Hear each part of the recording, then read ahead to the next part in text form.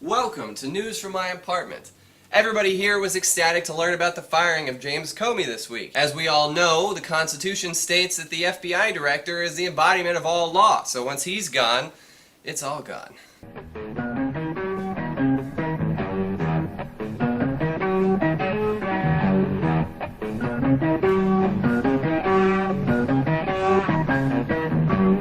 I want you to hit it.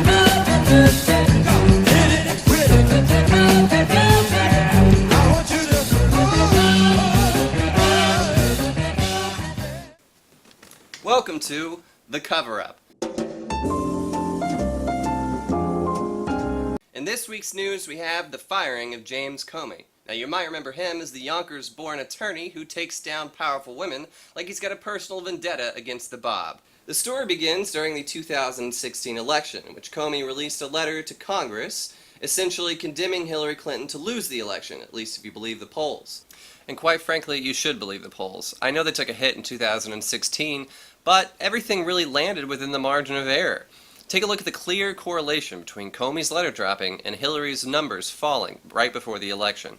So what the hell happened in the interim? Comey was one Rosie O'Donnell tweet away from being on Trump's permanent Christmas card list, which at the time would have included James Comey, Billy Bush, and Skeletor. News outlets have reported that Comey recently asked for more resources in order to investigate Trump's connections to Russia, said to have been a single computer connected to the internet and a puppy pee-pad. On May 8th, Trump tweeted out that the Russian investigation was a hoax. Also included in Comey's letter was a statement saying that he asked 3 times whether or not he was under investigation, and every time Comey said that he was not, which sort of flies in the face of the whole firing thing. That is, unless you hear it from Trump's surrogates. They swore up and down that Comey's firing had nothing to do with the Russia investigation, because there isn't one.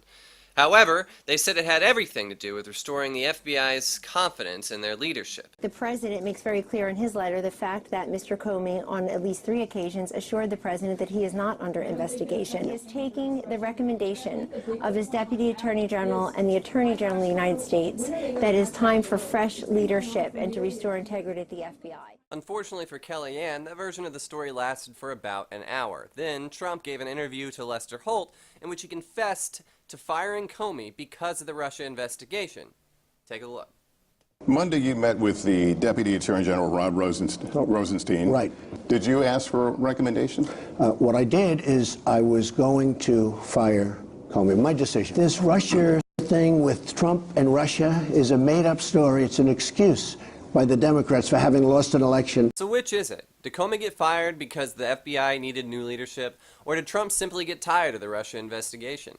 I guess we'll never know unless an independent counsel is appointed. However, take a look at what Trump said about Comey before the election. And it took guts for Director Comey to make the move that he made in light of the kind of opposition he had. And take a look at what he's saying now.